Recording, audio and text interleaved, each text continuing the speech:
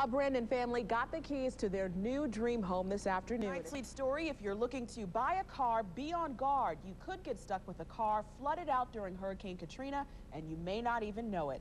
I'm Joyce Brewer. And I'm Scott Simmons. You're about to see me in the corner of a DVD game called Missing, sold by WebWise Kids. Kids who play the game learn about a character named Zach, who's seen here in the picture. The sign outside this home says God did it, and so did 300 volunteers who shuttle to the Extreme Makeover home every day. Nothing like a few mega mergers to get investors excited on the first trading day of the second quarter. And it was only because I had to stop at Burger King and go to the bathroom that I ran into Oprah Winfrey today. Even if she wore the diapers so that she wouldn't have to stop and go to the bathroom, we still think she probably stopped and got gas, driving 900 miles. 960 miles, you would have to stop and get gas. You could think you could go to the restaurant. Strange story. $1 million investment is coming to South Jackson, but getting city council approval for it took several tries. There was hesitation about letting a drug and alcohol rehab center move into a now vacant church. It's a follow-up to our coverage of women in prison. When this door opens this summer, it will lead to a 60-bed dormitory. It's going to just serve us well to move these women in here and to give them a place to go.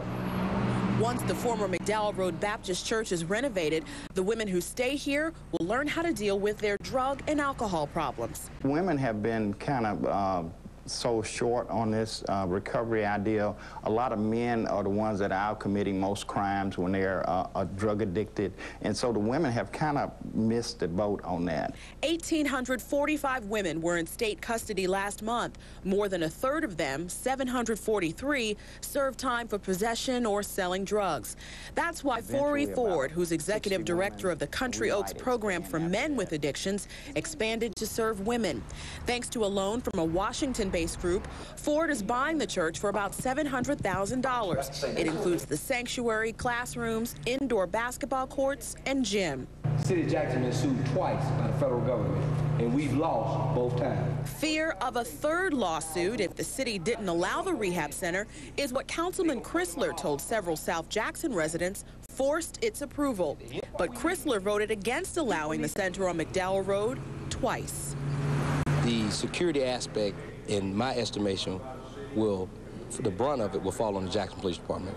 That would tie up more of our resources that we don't have. We are treating what they're so afraid of out there in their communities, bringing it into a structured facility. But before the faith-based center opens, the state will inspect, certify, and monitor it. Most of these programs are designed to improve where they are as opposed to anything else. They don't attract additional crime. They don't attract additional drug use. At nearby stores, the rehab center is welcomed. I really don't have a problem with it. I think that these people need some guidance. If it's going to be faith-based, that's what they need. Now here's a look at what's next for the Drug and Alcohol Rehab Center. Organizers will purchase the property in the next 60 days. Then they will get state certification. After renovations, it will open in late summer. Like these screws and all right here, specialized screws for certain applications. What's inside is a handyman's dream. Manual saws, electric saws, shovels and rakes.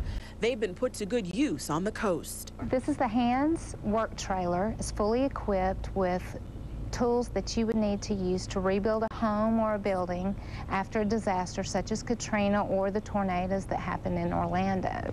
So the trailer that cost $40,000 to buy and equip is headed to Florida next with 2 of every type of tool on board. Volunteers from across the country can use what's inside once they put down a refundable $500 deposit. We have virtually everything they have need of here, and it's secured, and they can take it right there with them. And we ride in and out with it, keep track of the inventory and all, and everything. Close it back up, bring it back to us, and go home.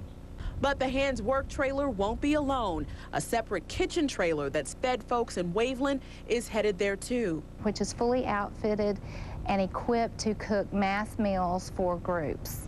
Groups in Florida will use these trailers for just about 4 months, then return them to Mississippi, where more long-term projects need hands too.